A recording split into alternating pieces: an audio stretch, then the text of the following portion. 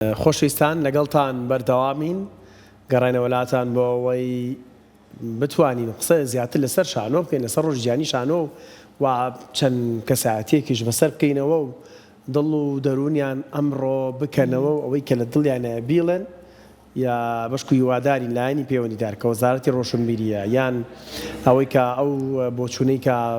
پێشتر ئەو نووسەر و ڕەخنەگرەوتی تر شانۆکارەکان بتوانن بێنە سەر ئەوەی کە خۆیان کار بکەن ئەوەندە چاوەڕوانی سەرۆ نەبن شتێک لە جۆمانە هەیە وانە زای ڕاپۆرت بۆیە بە خۆشحاڵی ئەوامڕۆ یەکێکی تر لە بڵین چی لە شانۆکارەکان وانە دوای کەشفەکەین دوای کەشفەکەین یەکێکی تر لە شانۆکارە خۆشەویستەکانمان لەگەڵایە هەم هاوکاری خۆشمانە لە دەستگای میدیای کورسات پێشترتمانێمە لە نێو دەستگای میدیای کورساتە بەڕاستی چەندین شانۆکاری زۆر زۆر ئاسبەرز و بەتوانامان هەیە یەکێک لەوانە خاتو کەنار سەر زۆر زۆر سپاس بە کەنار بانگەکەین چکەوانە بەکار نایێنین ئێمە هاوڕێ کوردی جوانەوە هاتوویە خوا بەخێر بێت زۆر لە پیرۆز بێت لە ئێوەش لە ئێمەش و لە ئێوەش و لە هەمووان پیرۆز بێت من ئەمڕۆ جەژنەکانی نەورۆز و ڕەمەزان و ئیتر جەژنی شان و هەموویم کۆ کردەوە بەیەک و هاتم کردم بە جەژن لێرە لەگەڵ ئێوە سپاس بۆ ئێوە و سپاس بۆ کورسات کە بەردەوام لەم ڕۆژانەیە و لە هەموو چالاکیەکانمانە بەردەوام بەسەرمانەکات و پشتگیرمانە و ڕێگە خۆشکارێکی زۆر باشە بۆی کە بتوانین دەنوڕانی خۆمان بە باشی بگەێنین لە ماڵی خۆشتای زۆر کەنارگیان بە لەوە دەست پێ بکەین هەر لەگەڵ کەنارە دوو میوانی تریشمان هەیە ئەوانش بۆ ناناستێنی وتیان لایفە من وا تێگەیشتو دەبا شازار ئێستا کاگرۆزگار سەری لەمنی شتێک نابێگومان ئەچینە لای ئەو بەڕێزانش کە لە ڕێگەی پامێرانمانە ئەوانیش پامی خوانە گوازنەوە دواتر بەڵام با هەندێک گفتوگۆ بکەین لەگەڵ خات و کەنارە کەنارگیان ڕۆژێک بەسە بۆ شانۆ بۆ یادکردنەوەی شانۆ خۆی هیچ ڕۆژێکی تایبەت بۆ هیچ بابەتێک نییە بەڵام کە ڕۆژێکدا ئەنی ناوی ئەو ڕۆژی لێنین ئەمانوێت زیاتر بیری خەڵکی بخەینەوە کە بابەتێک هەیە بەم ناوە پێویستە زیاتر بیری لێ بکرێتەوە پێویستە زیاتر ئیشی لەسەر بکرێت و گرنگی زیاتری پێ بدرێت ئەگەرنا لە هەموو ڕۆژە کانی تریشە شانۆ بوونی خۆی هەیە شانۆ گەورەی خۆی هەیە و شانۆ تایبەتی خۆی هەیە باشە کەناریان تۆ چۆن هاتیتە ناو بواری شانۆ بۆ نمونە ئەکادمی بۆ شانۆت خوێنەوە یاخود لە چه بوارێکا خوێنێت و دواتر حەزت بە شانۆ بۆ هاتوتە ناو ئەم بوارەوە شتێکی خوێنەوە شتێکی من بەردەوام کە ئەو پرسیارەمەکرێت ئەو پرسیارم لێکرێت زۆر پێیان سەیرە من کە لە تەمەنی 5 ساڵی و لە ڕەوزە بۆ یەکەم جار لە ئۆپەرێتی شانۆیی شای گوڵان لە ڕەوزەی ئاورنگ بەشداریم کرد قەت بیرم ناچێتەوە چونکە هەر ئەو یەکەم جاری کە چوومە سەر تەختەی شان و ئیتر بینیم خێزانەکەم و خێزانی هاوڕەکان و هەمویان دانیشتبوون هەستم کرد ئەوە ئیشی منە ئەبێ منم ئیشە بکەم بەردەوام بم بیرتە ڕۆڵەکە و چی بۆ کاتە لەویا ئەو لەو سەردەمەیە ئۆپەرێتەکان بە تێکەڵی لە بینی قوتابخانە و باخچەکانە ئەکران ئەوەنە یعنی جوان بیرمە کە هیچی بیر ناچێتەوە شای گوڵانەکە تەلەبەیەکی قوتابخانەی سەرچنار بوو ئێمە وەکو مناڵەکانی باخچە هاوکار بین لێە من دەوری دارمە بینی بەس یەکێک لە دەورە سەرێکیەکان بووم لە دارەکانە لەوانی کە حیوارم هەبوو ئاهاتمە پێشەوە هاوکاری شای گوڵانمە کرد و ئەوانە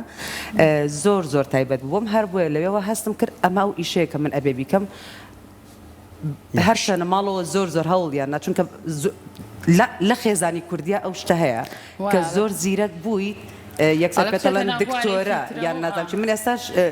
ڕێز و خۆشەویستیم هەیە بۆیان پورەکان هەر پێمەڵەن دکتۆرەکەنار بەزەڵم قەی ناکرد دکتۆرەم لە مەجای ئەوان ویان ئەویست تەنانەت من ساڵێکیش چوومە ئامادەی بەسەر بەکە لە ڕقی خۆم وام کرد کە دەرنەچم بۆیە تەنازل بکەم و چوومە پەیمانگای هونەرە جوانەکان لە پەیمانگای هونەرە جوانەکان بەشی دەرهێنانم تەواو کردو بەڵام من ئاکتەرم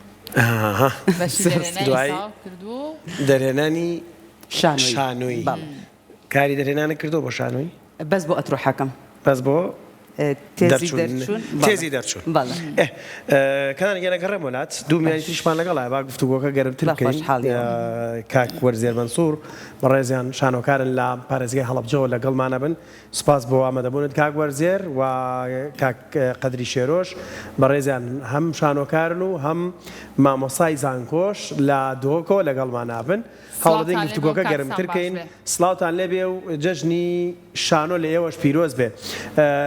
کاک وەرزێر با بێمە لای تۆ لە هەڵەبجەوە دەست پێکەین دواتر دێمە دۆکیش کاک قەدری بۆ لای جەنابیشت پەیامی ئێوە لەم ڕۆژەیە لە ڕۆژی جیهانی شانۆ بە کورتیەک ببیستین و گفتوگۆکەمان زیاتر هەندێک پرسیارمانەیە ئاڕستانی کێ با پەیامتان بزانین سڵاوتان لێبێ سڵاو لە ڕۆژێکی نوێی کورسات سپاس بۆم دەرفەتە سپاس بۆم چاپێککەوتنە ئەمڕۆ ڕۆژی جیهانی شانۆیە 27 بۆ ئێمە ڕۆژێکی هەستیار و گرنگە لە بەرەوەی کە نۆژەنکردنەوەیەکە بیرکردنەوەیەکە بۆی کە دووبارە بچینەوە ناو بیرکردنەوە بۆ ساڵی ئایندەوە پرۆگرامی تازەمان چی بێەوە هەوڵ و تەقەلامان لەو پانتانەی کە ئیشی تاکەیان لەو شوێنانەی کە ژیان بەڕێوە بین وەکو ژیانی کۆمەڵاتی خۆمان کە ژین لە پاڵی شاوی شۆ و حەز و خولایکەمانە کە شانەوەی کاری تاکەین ئایا بەڕاستی ئێمە چەندێک دەتوانین کە پرۆگرام و ئیش و بەرنمەکانمان وەکو شانۆ بەڕێوە بەرین و سوودی لێبینین و ئەو ئەزمونانەی کە لە ڕابردوو کردومانە چیوەکو ڕەخنە چیوەکو کارکردن چیوەکو تێبینی و سەر لە سەریان چۆن بە هەند وەریان گرین بۆ ساڵانی ئایندە کاری لەسەرکەین خۆش بێ با بچینە لای مامۆستا قەدری شێرۆ لە دهۆکەوە لەگەڵمانایە مامۆستا سڵاو لە بەڕێزی شت بێت با بزانین ئەمڕۆ کە ڕۆژی جیهانی شانۆیە بەڕێستان وەکو شانۆکارێک چ پەیامێکتان هەیە لەم ڕۆژەیە سڵاو لە ئێوەش لە بینەرانی کورساتیویش سپاس هەلکەفتە ڕۆژە شانۆ جیهانی ئەس جوانترین پیرۆزباهی هەمی خەلکی جیهانی و تایبەت هونەرمەندین جیهانی و هونەرمەندین کورد تکەم و پڕاستی وەکو سەربازێکی ون کار دوی بوارێ هەنێداگیریە و زەحمەتێکە مەزن بریە دیسان هەر بێ هەلکەفتە هەنێ ئەس داخوازێکی یان پەیامێکت گەهینمە هەمی دەولەتێ زەلهێسک و داخوازشت کەم کو زمانی چەکی بدان نەرەخێکی و زمانی ئاشتی و دیالۆگی بکار بینم بۆ ئێکێک و داش جیهان هەمیت ئاشتێدا بشیت اینجا من سەر بالەوە دەست پێ بکەم پرسیارێکی ئەوە لە جەنابەت بکەم شانۆ توانێتی پەیامی ئاشتی بگەێنێت یعنی هەم لە دوێنێ و هەم لە ئەم ڕۆژکە گرینگە بەڕاستی پەیامی شانۆ پەیامێکی ئاشتی بێت لە کوردستان توانیمانەوە پەیامە ئاشتێ بگەینین لە ڕێشانەوە هەر هەبوونە شانوێت بنەڕەتدا هەر پەیدابووناوێ بۆ ئاشتێ پەیدا بووە ئەگەر ئەم بین ڕۆڕیشە لە شانوێ بگەڕینیت و بەری هزاران ساڵە ئان چەند هزار ساڵە ناوسومەری و بابلی و مصریت کەڤندا یانژی گناوگریکادا پەیدا بووی پەیامە ئاشتیە هەلگرتیە ئاڵای ئاشتیە هەلگرتیە و بۆ هەندێ بوویەک و دادپەروەریەکێت ناوجڤاکیدا پەیدا بکێت و بشێت خزمەتە ڕەوشەنبیریە تاکی بکێت و ئەنجامدا ڕەوشەنبیریە جڤاکی بکێت و تا ئەنجامدا وڵاتان ئاوا بکێت زۆر باشە دەست خۆش بێ با بچینەوە لای کوردستانی ئەگەرم بین سەحکەینە دەبینین و ڕاستە لوی ئاستی نەبووە و ئاستێک و گور حەزامەک و مە پێتیڤی پێهەیلێ شیایە گەلێک پەیامێن ئاشتیێ ئاراستە بکێت و گوروێ بزاو و چالاکیە هەی بله ما گلک کارت باشد هاتینه کردن چه فستیوالا دابید چه کارن تاک تاک بین باجرن جدای کردستانی بتایبت الباشور کردستانی کو هر سه پارێزگەهێن کوردستانی پارێزگەها چاریژی وەکو حەلەبچە کارێت gelekێت باش kirîne û peyameka geleka baş hebûye bû aştiyê bû berbelav bûna dadperweriyê navcivakî da wekû rexne jî bû hindek ew kar û çalakî an ew bi zavê hatîne kirin ku li astê pêtivî nebûne. زۆر باشە کاتەمەجێگەی خۆشحاڵێ بتواندرێت لە ڕێگەی دەقەشانۆیەکانە و پەیامە ئاشتیەکان بە تایبەتتر لە کوردستان لە هەر چوار پارێزگاکە وەکو بەڕێزت باسی لێوە کرد بگاتە شوێنی خۆی. اینجا با بچینە هەڵەبجە بۆ لای کاگوەرزێر بزانین لەوێ دۆخی شانۆ کاگوەرزێر چۆنە لە چه ئاستێکدایە ئێستا؟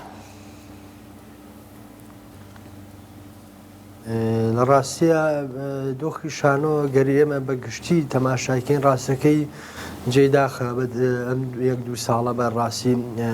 لە ئاستی پێویستانە بوو ئێمەکو شانۆکاران گلەیەکی زۆر لە خۆمانەکەین کە بوو هیچ بەردەوام لە ناو پرۆڤا بووینایە بەردەوام لە ناو کارا بووینایە گلەیەکی تریژەوەیە کە بەڕاستی ڕێگە پاساوی شەرعی کە ئێمە بێنینەوە بۆی کە کار لە ئاسی پێویستانە بۆیە کە هاوکاری مادی و معنەوی نەبووە لە شارەکانیان لە نەوی کوردستانە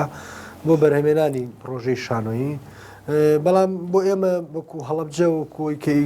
پارێزگایەکین یان با بڵێن لە گۆشە نیگایەکە لە هەرێمی کوردستانە بە هەند وەریگرین یان بە پۆینتێک وەریگرین ڕاستی هەر چۆن بە پێی ڕێژەی دانیشان بیری لێ بکەینەوە لە ئاستێکی باشا بۆ بە تایبەتی ساڵی 2025 ئەمە هەوڵێکی جدیمانە کۆمەڵە بەرهەممان ئامادە بوو لە پارێزی هەڵەبجە تەنانە دێن بەرهەمەکانیشمان چوە دەروی وڵات بۆ ڕۆژهەڵاتی کوردستان بۆ شاری سلێمانی و ئێسش پلان و بەرنامانەیە کە شانۆی شوێکی لەبین نەکراو کە لە شاری هەڵەبجە 22 ڕۆژ نمایشی کرد لە شاری سەقز لە ڕۆژهەڵاتی کوردستان لە فستیڤاڵی شانۆی کوردی بۆ باشین بەرەم بۆ فستیڤاڵی فەجری تاران وەرگیرا ئێستا لە 24 بەولاوە ئێمە بانگێشکراوین وان با بڵێن وەرگیراوین لە فستیڤاڵ 11مین فستیڤاڵی نێودەوڵەتی شانۆی ئامەد لەوێ شاری هەڵەبجە و کونوێنەری باشووری کوردستان شانۆی شوێکی لەبیر نەکراو لە فستیڤاڵیان نمایی شەکات وێ بە تەسەوەری من هەڵەبجە لە ڕێگەی کۆمەڵک دۆست و برادەر و شوێنەوە و وەکو سندیکای ونمەندان وەکو بەڕێوەبەتی ڕۆژمیری هەڵەبجە وەکو پارێزاری هەڵەبجە بەڕێز نوخشە ناسە توانرا هیچ هەمومان بەیەکەوە چیوەکو هاوکاری مادی چیوەکو معنەوی چیوەکو سەرچاوی مرۆیی چەند بەرهەمێک لەدایک بێ لە هەڵەبجە لە ساڵی 2025 کە ساڵانی پێشوش بەرهەمە بووە بەڵام ئەمە لە چاو تەماح و لە چاو ئەوەی کە مێژووی ئەم شارە مێژوویە کە ڕەنگە یارمەتی ئێمە با بڵین لە ئاسی پێویستانیە یان بۆ لە تەماحی ئەو بینەرانە کە لە شاری هەڵەبجە بینەری شانۆن بۆی بەڕاستیمە ڕەنگە بەشێکی گلەیەکەش بکەیتە سەر شانی ئێمە کە ئێمەش ئەو گلەیەمان بکەوێ کە بەڕاستی نەماتوانێەوە لە ئاسی پێویستا بین کە بەرهەمەکانمان هیچ بەرهەمی زۆر بن کە بتوانێت بینەر چێژ وەرگێ و لەگەڵی زۆرترین کات ڕکلامی شانۆی بینەوە زۆرترین کات لە ناو وەڵەکانی شانۆی ئامادە بێت.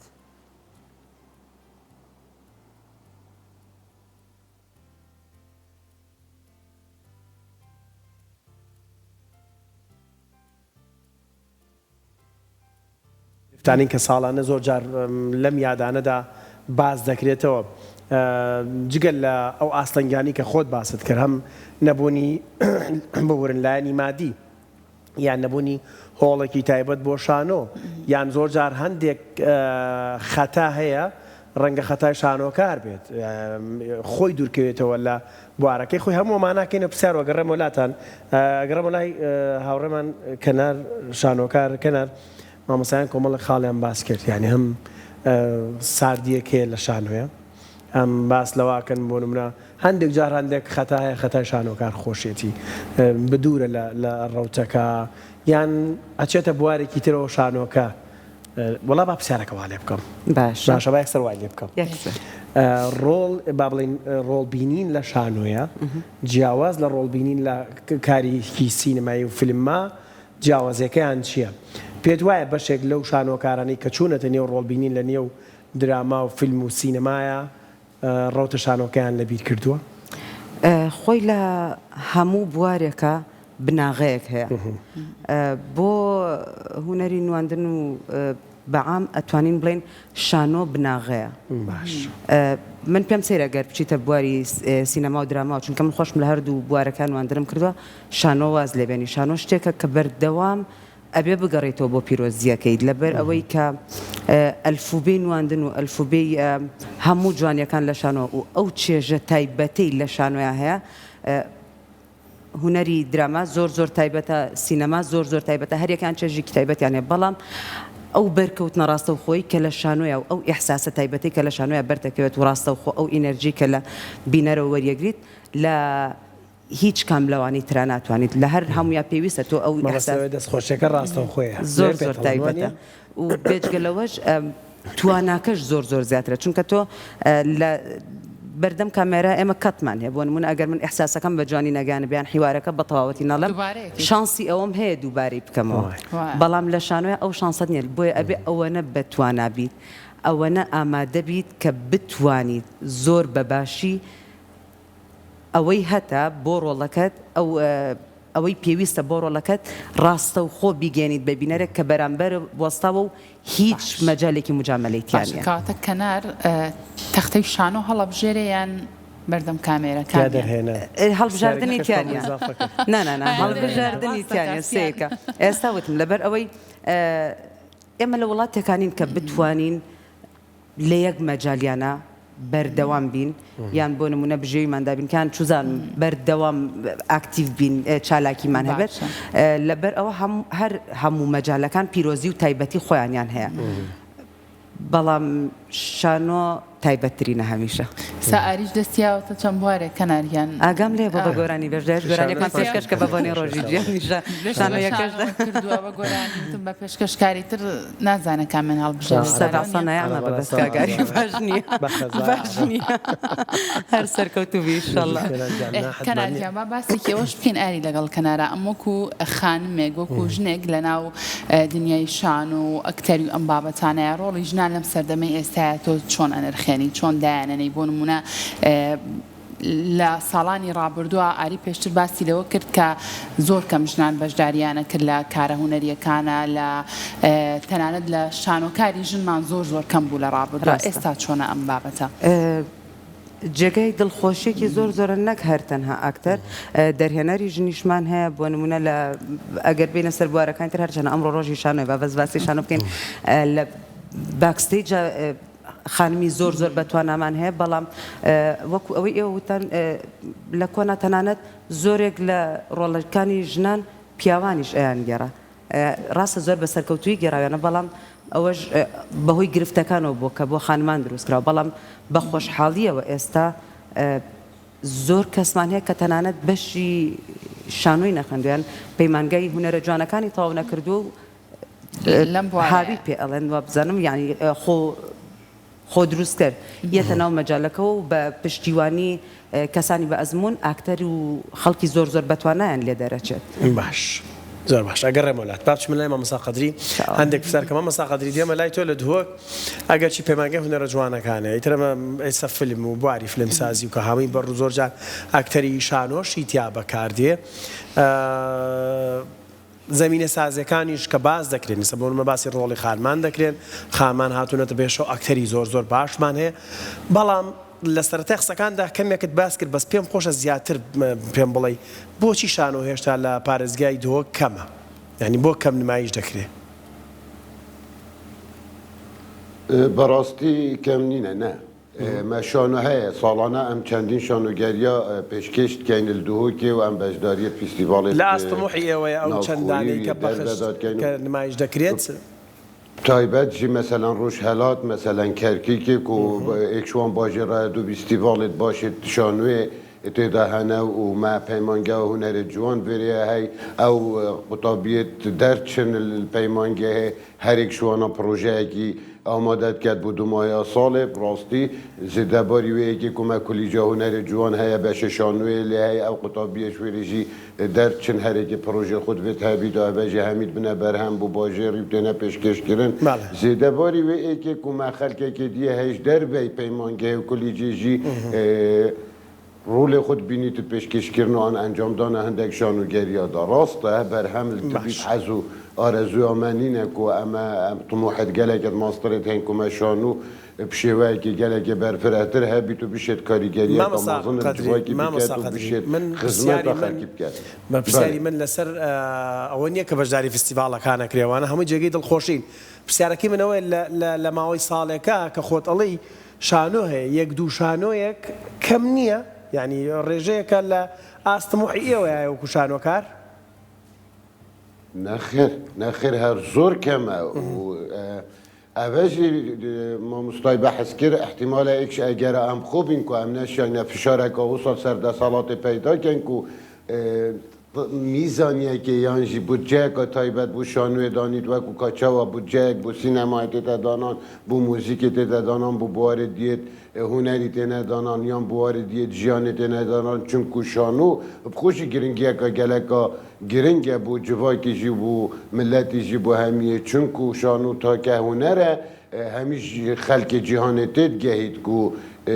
بی کوتبو ورگیری سر زمانوان همی اتید گهن اوه اکشون اگر آیا کو جانو ببیت پیتویه که روزانه نه هر چند کو بجین ساله که دایان هی و جاره که بلکو ام روزانت پیتوی شانوی نشانو خدمتا خلق مبکد اگر هم بین لیک دینه و مهنده کشندیش هی کو پراستیج اوجی بوینه گرفتک بو خلق ما اوجی مثلا هم دشانوه که پیشکش کین الوری اگر ما او امکانیات نبین ببینه هفلری بین سلیمانیه بین کرکیک بین حلبچه اگر ما او امکانیات نبین دیده بو مبتنه بید او شانو آن هم نشن آلو گوریه کاباش یا پزانین آیانجی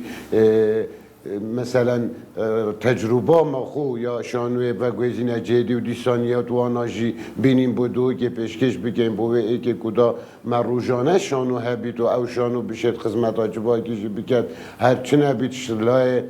آواگر نتا که کسی و کو پیتویه که روزانه و کو کاچا و لایم دین روشن بیری خدمت تا که کسی کن و آواگر نتا که کسی و جبایی که آوا پیدات کرد و ساشانوشی پیتویه که روزانه که خلق پیتوی پیه حتی گوت نکهید بجید نان و شانوی بدمن ده جوای که آن کمالگاه که روشن بیر دمده اول گروه سروی ای که ام پیتوی شانوی نلی وکو پیتوی گرتم حتما نخیر نل دو که نل سر آسته هرما کردستان همیه نگشتی یا آستی که هم بیشین مشانو اکا باش یا هیو شد خدمتا خلقی مبکت یا هرچه نبید تیر بکت لایان خلقی اوش لایکی دی و تبحث کرکو مثلا خانم هنه بشداری بکن اگر روزه که دا مکه ماسی توی باری ده هبید که خانم نشای نبشداری و که پیتوی چانو ادا بکن خوشحالی و افرو که ما خانم انگلکن چالاک هنه ما اکترین باش هنه ما درهنرین باش هنه تنانت ما هنده کسی تنکو بوینستر یعنی سر آست روشلاتان و راستیانجی چوینت بوار جهانی بونه دا که آفرت آن خانم هنش بی باجر دو کنو که اجدر وی ولاتی اکترین باشن در هنرت باشن تنانت گشتی نوی آستی که در هنانا فیلم سینمایی جی بگن و خلات جهانی جوار بگن و اوه جی خوشحالیه هرچند طموحت مهش ماسترن و ام پیتوی آفرت و ظلام و اکتر و در هنر و همی تکنیک کارت شانوی هینه دبوارن دیده آنجی سر آست جهان خدمت هنر کردی بگن و بی هنری چارچوبی بچیکیه که ام بجینی هر ما کردستانیان هر پارسگاهی که در بخم برای جهان بونه بله زور باشه دست خوش به ما مستعبق من دواتر گرین ولای برایزت باب چینه و بو حالا بجو بولای کاغورزر بس هی بعد دقیق کین لقل برایستا لكاتك برستان كبون منا أتانوي رولي بجيران ياخد كاركترك من لسر تختي شانو أجر بيتو دقيقة كردي به لقل جوازيك كين لنوان دقيق كردي ودقيق بيانه كانت تجاوزي كي به هم بو كاركتر كانوا هم بو بينري جوهر وإما تاتشان خاوني دقيق كردين لڕاستیا ئەگەر لەوە دەست پێ بکەین کە ئێمە تا چەندێک خامەیەکی وامانەیە لە مێژوایان تا ئەمڕۆ وەکو دەق ناڵێن نییە بەڵام زۆر لە ئاستێکی زۆر کەمایانی ڕەنگە بەمنەوە پەنجەی دەست بژمێرێ و دەقانەی کە لە هەرێمی کوردستان کراون بە نووسین یان بیرۆکەن و کراون بە دەقی چکەم بابەتی تێکس بابەتێکی هەستیارە ئێمە لەبەرەوەی کە مێژووی نووسینمانیان مێژووی ئەفسانەیان مێژووی بمنە بیرکردنەوە مێژووی فکر مێژووی ڕۆمانمان یای ئێمە ئەو پەڕی لە ناو تێکستەکانان لە ناو ئەدەبیاتە تەنها ڕەنگە شعرمان وەکو مێژوویکی دێنین ترێ بێ بەرار بە کۆی گشتی لقەکان لە ناو ئەدەبیاتە یانی ئەگەر بابەتی تێکستی شانەی بنمونە وەرگین تێکستی شانەی ڕەنگە بمنە لە ئاسی تاکە بمنە زۆر بەکەمی کاری تێکرا لەبەر چی لەبەرەوەی کە بمنە ئێمە خاوەنی ئایدیای نەبووی کە شانۆ ئەوەنەیە زووقوەتی هەبوو بێ لە ناو خەڵکە نووسەرەکانمانیان ئەدەب دۆستەکانمانیان خاوەن قەڵەمەکان ئێمە زۆر دەستخەنە سەرەوەی کە لە جاتیەوەی شعر لە جاتیەوەی چیرۆک لە جاتیەوەی ڕۆمان بنووسن دەستخەنە سەرە و نیشانش کە دەستکەن بە نووسینی دەقی شانۆیی چکە بەڕاستی ئێمە وەکو شانۆکان ڕەنگە زۆر مەبەستمان بێکە دەقی کوردی بخرێت سەر شانۆ چکە بۆ پرسیارەکەی بەڕێزی شت جیازێکی زۆر هەیە لە نێوانەوەی کە بۆ منە ئا من بەڕاستی بە ڕۆحێتێکی نووسەرێکی کوردی و ئەچمە سەر شانۆ ڕۆڵە بینم وەکو ئەکتەر دوایش وەکو کارکتەر وەرەگرم یان دەقێکی شانۆیەک و شکسپیریان ئەبسن یان چیخۆف یان مۆلێر یان داریۆفۆ یان هەر نووسەرێکی ڕۆژاوایی ئایا بەڕاستی من کارکتەرەکە وەکو کارکتەرێکی ڕگوڕیشە لە ڕووی سێ بۆدی کەسایەتی کە زۆر گرنگە کە من کاری تیا بکەم و بیدۆزمەویش بە بەدی کۆمەڵناسی و مرۆڤناسی و ئەنترۆپۆلۆژایە کە مرۆڤناسیە ئایا بەڕاستی من وەکو خۆم لە ناوم دەقە بیانیانە خۆمە بینمەوە بەراورد بەوەی کە دەقێکی کوردی بێ من بە تاکید لە ناشارمەوە کە دەقێکی کوردی بێ ئەم ڕگوڕیشە ئەم وێنە جوانە ئەبینیتەوەی تایوەکو کارکتەر ڕەنگە بمرە ڕۆحێت و قوت و هێزێکی باشتر بابەتەوە هەرچەنەوەی دەقە گیانیانە هەر هەمویان گیانبینیی زۆر قوڵیان تایە و کارکتەرسازیی دێتایە کە هەموو ڕگ و ڕیشە زانستەکانی کارکتەرسازی لە هەموو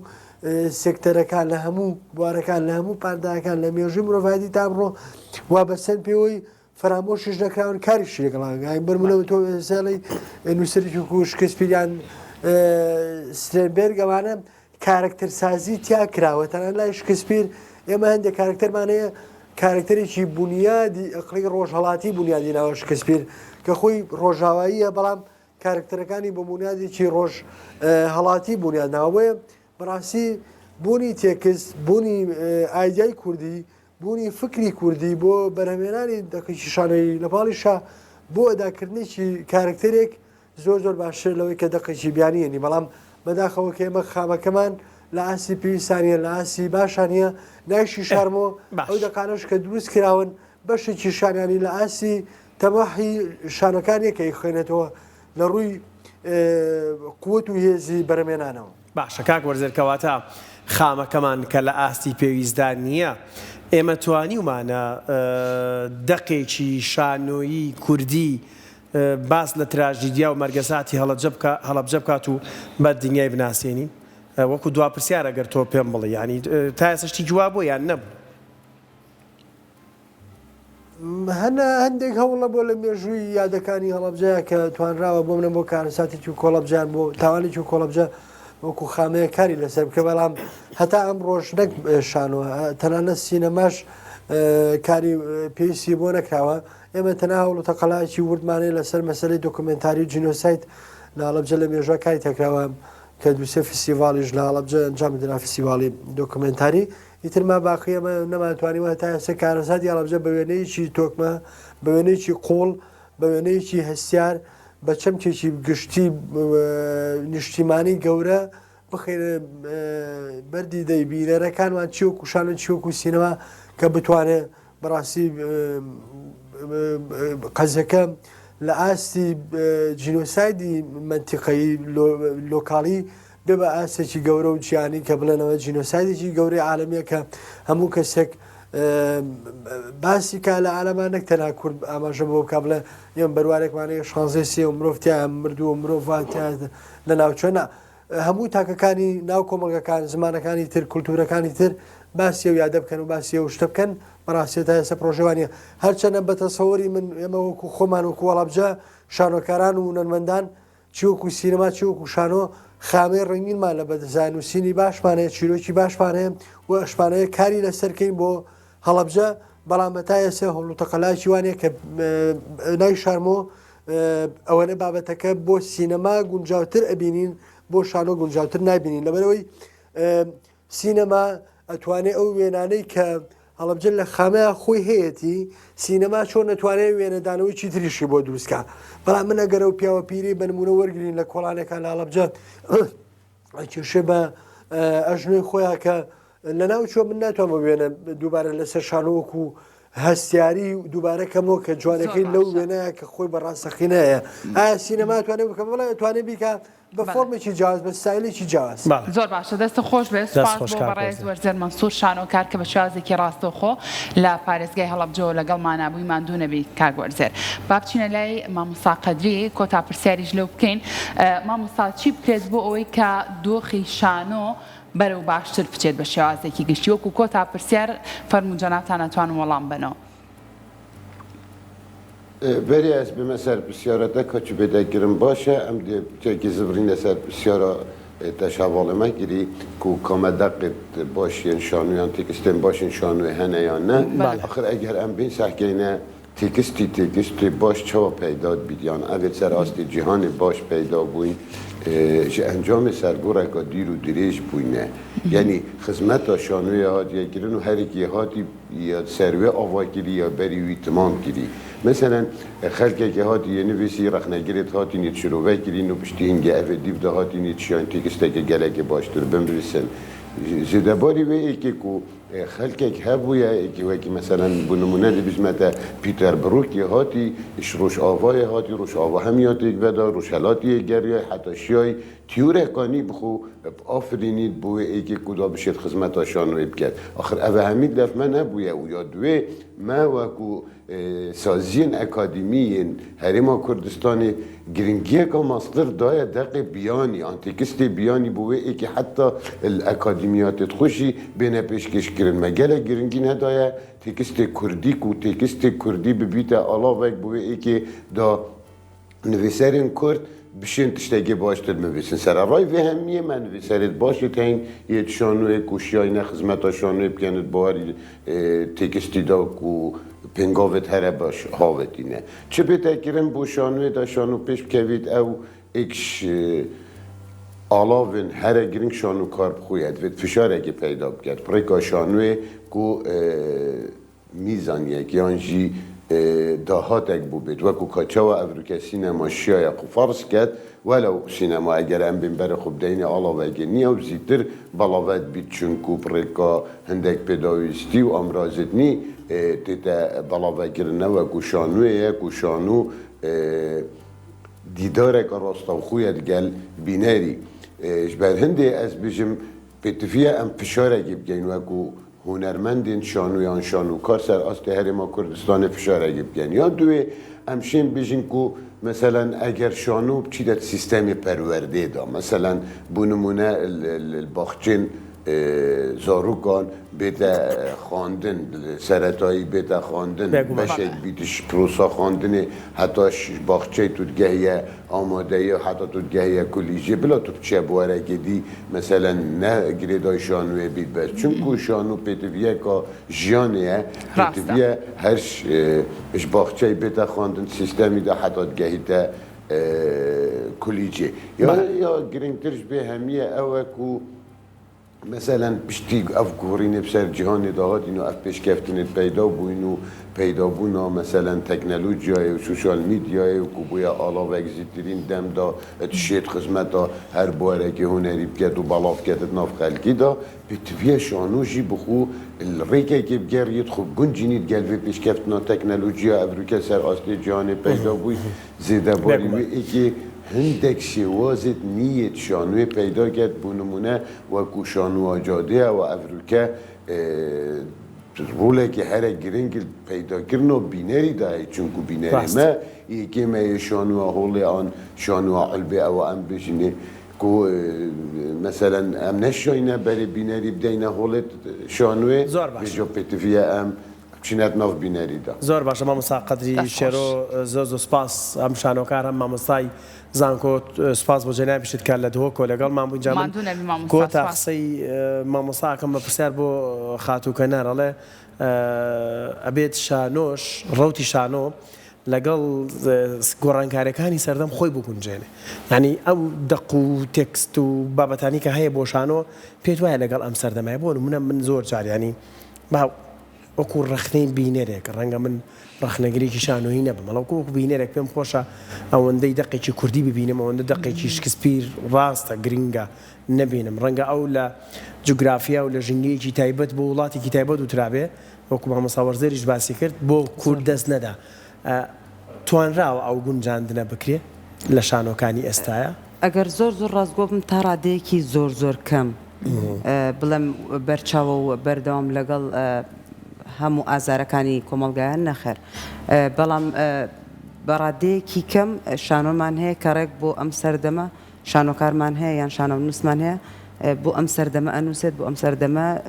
ڕێک لەگەڵ ئازارەکانی گەلە گونجانێتی و بێگومان هەر ئەو جۆرەش لە شانۆ بینەرێکی زۆر باشتریان هەیە لەبەرەوەی بەڕاستی سیر کە شانۆ خۆی ئەبێ بکرێت بە کولتور باش بەڵام لەبەر ئەوەی ئێمە لە وڵاتەکەمانە هێشتا تا ئەم ساتەش بەتەواوەتی نەکراوە بە کولتور بۆیە تێگەیشتن لە زۆرێک لە جۆرەکانی شانۆ یان لە ڕێبازەکانی شانۆ بۆ بینەری کورد با بڵێن قورسە بەکەلتورکردنی شانۆ مەبەستت لێی چییە؟ بە کولتورکردنی شانۆ ئەوەیە کە چۆن بۆمە لە مانگێکان ڕۆژێک دانێڵی بچم بۆ سینەما بێ ڕۆژێکیش دانە بچم بۆ شانۆ نەکات ئەوەی کە ڕۆژێکمان هەبێ بچین بۆ شانۆیان بۆ سینەما ئێمە پێویستمانە کە بەردەوام شانۆمان هەبێت لەسەر تەختی شانۆ بۆیە بینەر هەر کاتێک کە ویستی بتوانێت بچێت بینەری شانۆ یەک بێت هەر دوور نەڕوین ئێمە تقریبا بداية صالي باربو شانو يكي مناڵان من کرد کە لێرەڵێن مناڵ شانۆ چوزانێ و نازام چی شتەکان گەور بڕوان پێ بکە دایک و باوکی مناڵەکان لە مناڵەکان زیاتر چێژیان لێبینی ئەسڵان زۆرترین گلەیمان لێکرا کرامان توانی بۆ ماوەیەکی زۆر درێژی بکەینەوە ئەگەر ئێمە لەم جۆرە شانۆیانەمان هەبێت لە مناڵیەوە مناڵان فێری ئەوە بکرێن ببرێنە هۆڵەکانی شانۆ و شانۆ ببینن بێگومان ئەمە ئەبێت بە کولتور لەگەڵ ئەوەشە زیاتر پەری پێ ئەدرێت و ئەبێت واشی لێت کە بتوانن لە هەموو ڕێبازەکان لە هەموو